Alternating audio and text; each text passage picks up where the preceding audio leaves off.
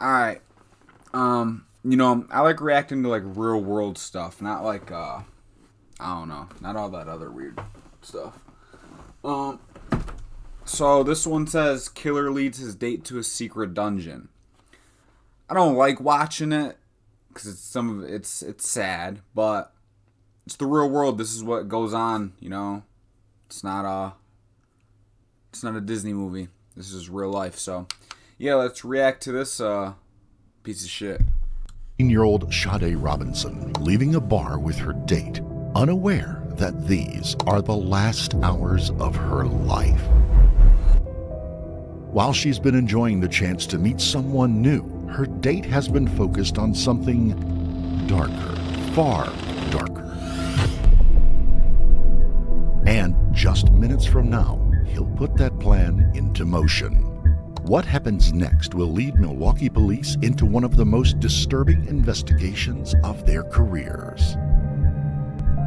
That's gnarly, bro. But just a bone. Ah, shit.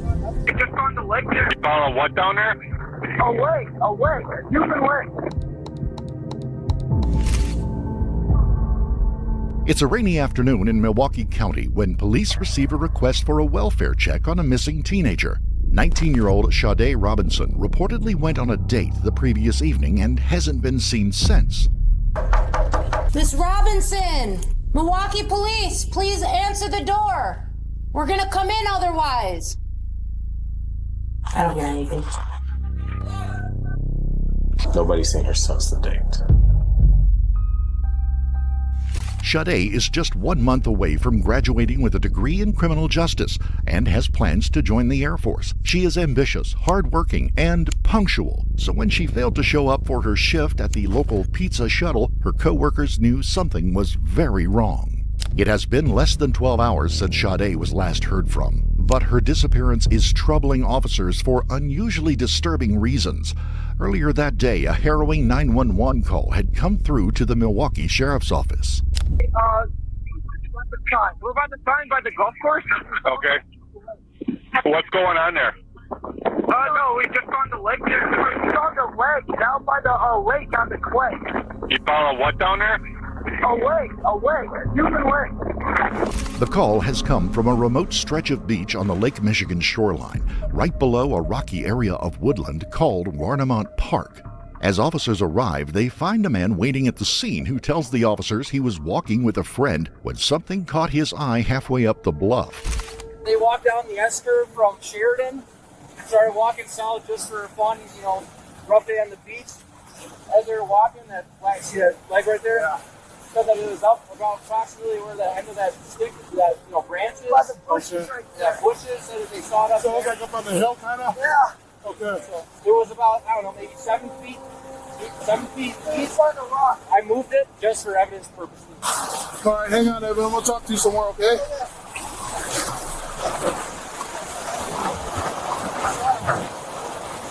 The leg appears to have been cleanly sawn off at the hip. The victim is a young African-American female. Disturbingly, there is still pink nail polish on her toes. If it's up on the hill, like I said, waves aren't going that high.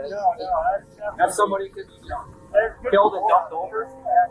Let's clear the air, make sure there's not the rest of her up there. If you could chop somebody up and cut somebody's leg off, bro, like I said, I don't know how many times I gotta say it. No trial is needed, bro, for like prison really ain't gonna fix that. Just it's easier. So much easier. It's like trying to think.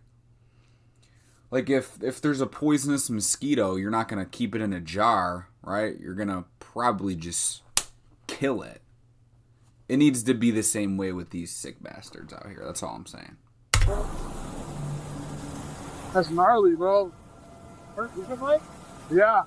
Did you find one before? Or just a bone? Ah, shit.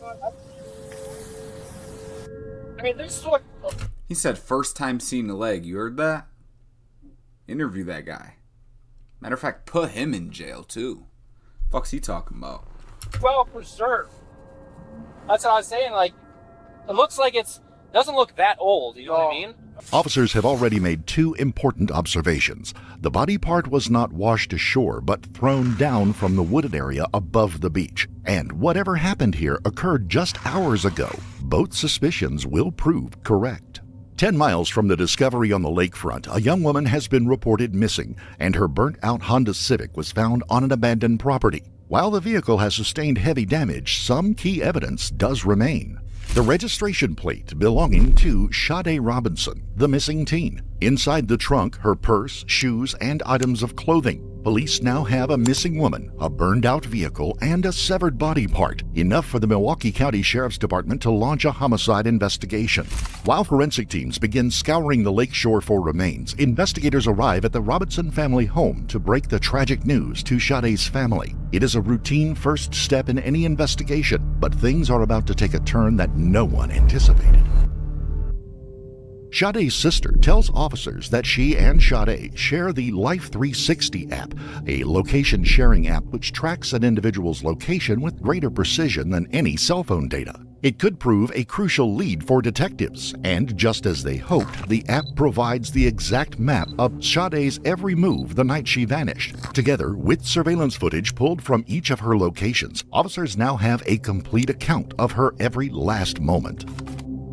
This is Sade Robinson leaving for work on the morning of April the 1st. That afternoon, she exchanges several texts with a man she met just 3 days earlier, Maxwell Anderson, an insurance salesman turned bartender. Max met Sade when she applied for a job at the club where he works. By 5 p.m., they've settled on what seems to be the perfect location for a first date, the Twisted Fisherman, a restaurant overlooking the Menominee River. But by the time Sade arrives, wind and rain have emptied the riverside patio. She checks her hair and then enters the bar, where she greets Maxwell at the counter. At 33, Maxwell is considerably older than Sade, and he's made no secret of his interest in her. As investigators review the footage, several unsettling details catch their attention.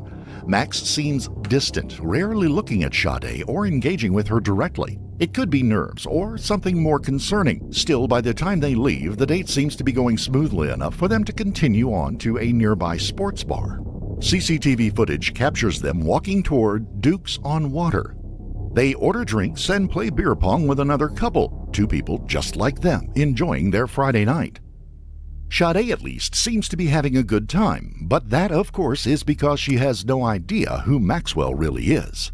While one team of investigators pores over surveillance footage, another is digging into Maxwell's past, and what they uncover is disturbing. Maxwell has a lengthy criminal record, including convictions for battery, assault, and domestic abuse.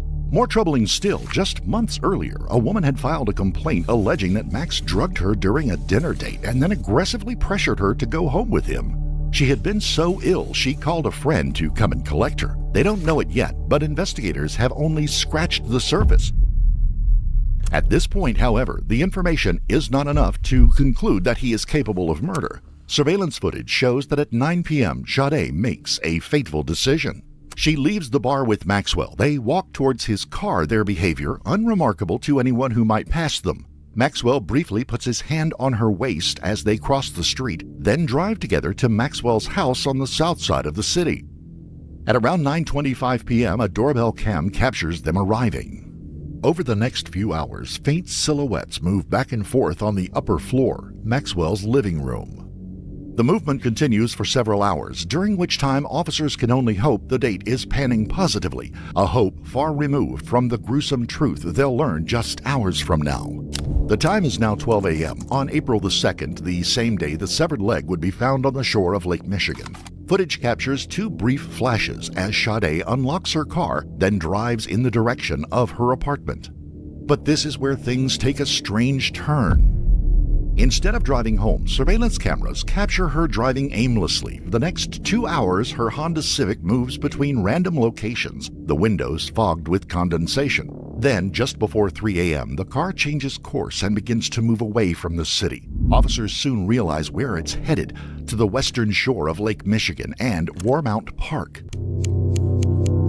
At 2:52 a.m., Sade's Life 360 shows her arriving at that park, where all movement stops. Her phone goes dead at 4:30 a.m.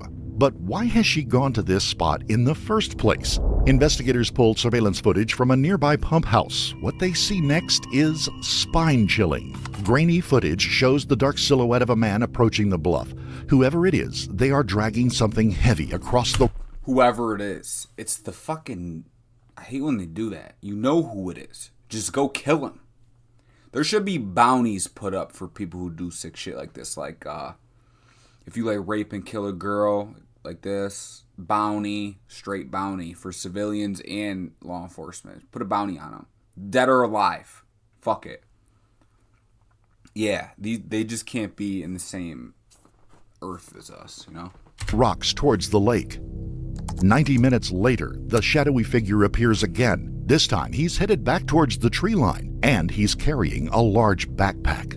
For investigators, identifying the man in the footage is clearly the key to uncovering who is responsible for Sade's death. Investigators return to the doorbell footage from Maxwell's apartment. Only one figure can be seen leaving that night. Officers assume it was Sade, but a far darker reality is now taking hold. Perhaps it wasn't Sade at all. Perhaps she never left the house, or at least not alive. The only way for officers to determine this is by accessing Maxwell's house. While they wait for the warrant to be processed, detectives canvass the neighborhood for witnesses and quickly uncover disturbing new information. Neighbors describe seeing Maxwell regularly digging in his yard, supposedly part of an underground room he was building. One neighbor tells detectives Maxwell's basement windows are permanently covered over with newspaper and what looks like painter's tarp. Each new detail is painting an increasingly troubling picture. But if anyone knows the truth about what goes on in that house, it is Maxwell's tenant, Pete Warbington, who rents the middle floor. Detectives bring him in for an interview. Is there anything out of place or weird that you find down in the basement? I just thought he was always a dirty guy, you know. When I go down there in the basement, the only thing that's really out of place, you know, he's got a bunch of tools and stuff everywhere, a bunch of paint everywhere, but it's always been that way. Okay. I didn't really notice anything in the basement since then that would be considered odd. I just thought he was an odd dude. He's always working on, like, arts and crafts, not arts and crafts, but, like, home he calls it home improvement, but he's obviously no good at it. And he would just do that constantly, building weird stuff, or, you know, he built that shelf that's above our washer and dryer out of, like, a door or something. And so he was always constantly doing, like, arts and crafts and stuff, and, you know, in the basement, as far as the basement goes, that's just how it's always looked. Okay. So I never thought anything of it. It's his house, you know? Yeah. Like, what do you mean, like, an odd person? Like, what character, like you said, just like the woodworking? Yeah, kind of just stuff? the woodworking, and like he'd be building all this stuff, and he was constantly hammering. Like in his attic, I know that he did some work up there, and that was one of my biggest grievances with him. And it's like, I don't want to work all day and then come home and hear you beating on stuff, you know. And that's my biggest grievance. And it's like, well, what are you doing? And he's like, oh, I'm building a shelf for over our laundry. Like, you didn't need to do that. That's so weird. There's a 5-panel shelf right next to the washer and dryer that you're not even using. Yeah, what's the big old hole? He says he was gonna turn that into a shed with like a basement, and they said like when it gets cold in the winter, that's where I was gonna keep my dogs. And I'm like, this is the dumbest idea I've ever heard in my life. You don't like, you know, and he did do the fence around, and I appreciate that. Having a dog, you know, I like a fenced in yard, and he did good with that. And I think that just kind of amped his head up to do all this other stuff, and he's got all these ideas and stuff. And that was supposed to be some kind of subterranean hole for his dogs, and then in the top it was going to be storage for like lawn stuff or whatever. That was his idea. And then there's another hole going like back to the garage. He said he was going to do an outdoor bar there. And the guy's just weird, man. He had all these weird ideas that you just, as a normal person, you look at that and you're like, that's never going to work. You know what I mean? It's not much to go on, but the very next day, a woman will step forward with information that will place Maxwell squarely as the detective's prime suspect. There's just one thing that I thought was really odd. So on Instagram, March 28th, he sent me this video. Maxwell's ex-girlfriend shows police a video he had sent her on Instagram. It's CCTV footage of a suitcase containing the dismembered body of a young woman killed hours earlier by her Tinder date. Yeah, I'd agree with you. That's pretty fucking weird. What did you say to it? He said, please be careful out there. Because he was upset I was dating other people. And I said, that's fucked. And I didn't want to talk about it. He's like, yeah, sad. I'll leave you alone now, starting now.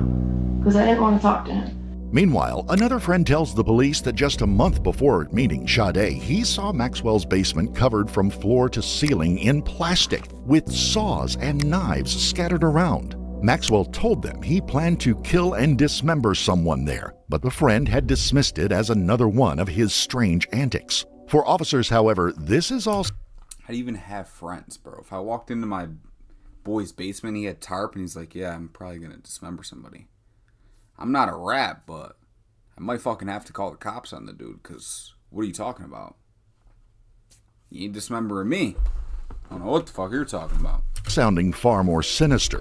On April the 12th, 2 days after Sade's disappearance, a team of officers arrive at Maxwell's house with a search warrant, while another unit tracks his movements. But as soon as they begin tailing him, he turns and starts heading home. With few other options, officers intercept him 2 blocks from his house under the pretense of a traffic violation, and they arrest him. 32 head to southbound Hampton on, 45 southbound Hampton on for a pothole return for highway. Any weapons on you, sir? No. Stop. What's going on? Yeah, somebody just radio it.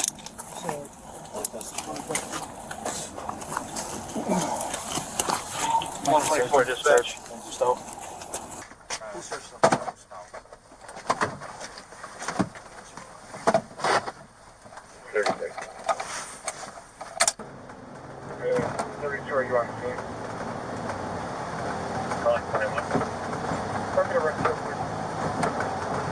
Throughout the ride, Maxwell stays calm but looks visibly shaken, as if trying to work out why he's been arrested. He's taken into custody at the Milwaukee police station and escorted into an interrogation room, where he requests a lawyer and never speaks to detectives again.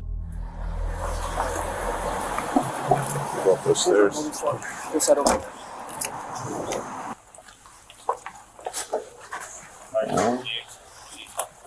Just take his 2 jackets, boots, belt, boots. You have anything in your pockets? No.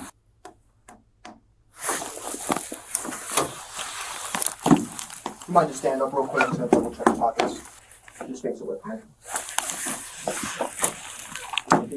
His strategy will do nothing to help his case, however. While Maxwell awaits in the county jail, investigators are busy combing through his apartment and downloading the contents of his phone. But here again, things are about to take an unexpected turn. Detectives searching the apartment are stunned to find no evidence of a crime scene, but all the appearances of one. In fact, this will be one of the most disturbing residences these veteran officers will ever encounter. Bladed weapons are in every room. Machetes, axes, knives, 51 blades in the kitchen alone. Blood spatters are visible on the walls, bedding, and flooring. In the basement, officers uncover a makeshift sex dungeon, complete with hidden rooms, slings, restraints, handcuffs, and torture devices. Shelves and drawers contain surgical gloves, duct tape, zip ties, and plastic sheeting.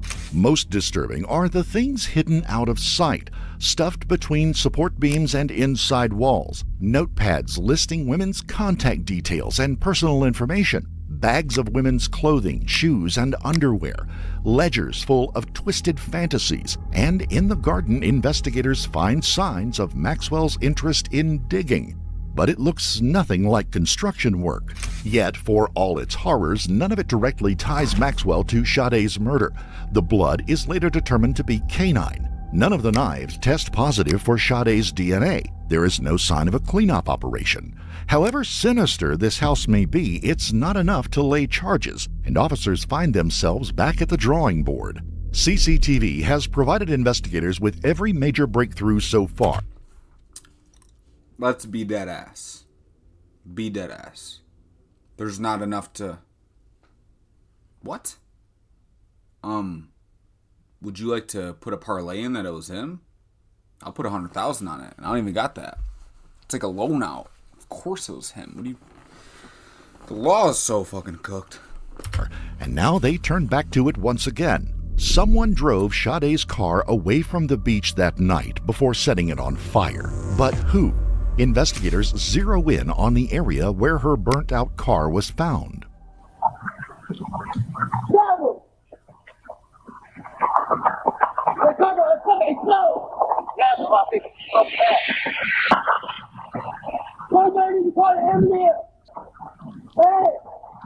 Hey, call the side of the court.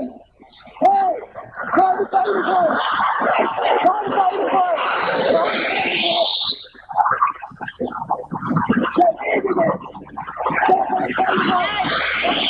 Two witnesses have just seen a car on fire and asked someone to call the fire department, but officers quickly notice one other person in the footage. The unknown figure is wearing a hoodie and carrying a heavy backpack. He moves quickly, like he's trying to distance himself from the scene. A moment later, he reaches a bus stop and boards a city bus. The next footage comes from a camera inside that bus. A man's face comes clearly into view.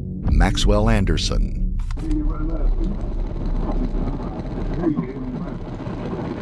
What about you?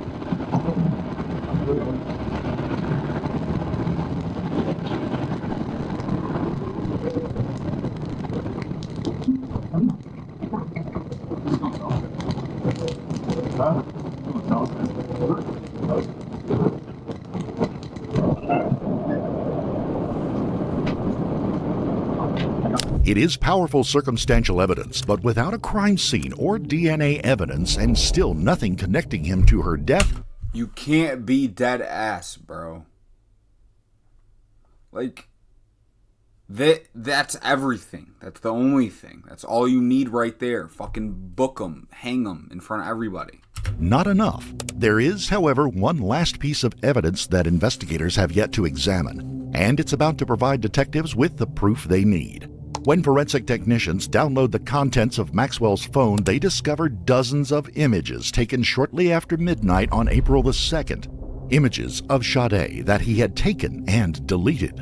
At 12:04 a.m., Maxwell takes the first photo of the woman. She is lying face down on his couch, incapacitated, an arm over her face. In images that follow, she is in various states of undress. A white male's hands can be seen groping her. As he is taking photos, Maxwell has turned on an episode of the series Love, Death, and Robots. It features a dismembered corpse on a beach. Detectives have just one last thing to do. On April the 4th, Maxwell Anderson is charged with first-degree intentional homicide, mutilation of a corpse, and arson. In the days leading up to his trial, human remains continue to wash up along the shores around Milwaukee. County 911, this is Brian. What is the location of your emergency?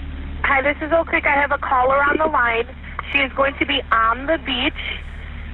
If you and advise that she is out with a deceased body or body parts. Okay.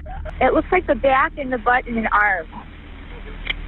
A foot is found not far from the burned-out Honda Civic. Nearly a month later, an arm washes up on a beach in Waukegan, Illinois. All the remains have since been identified as belonging to Sade Robinson. During his trial, prosecutors argue that Maxwell's fast and confident actions that night suggested extensive planning. The evidence on his phone suggests Sade Robinson was drugged at his home before he killed her and drove away in her vehicle. The lack of any blood evidence in her car suggests that she was dismembered on the beach during the 90-minute window in which Maxwell was out of view of any cameras. He has not been connected to any further homicides.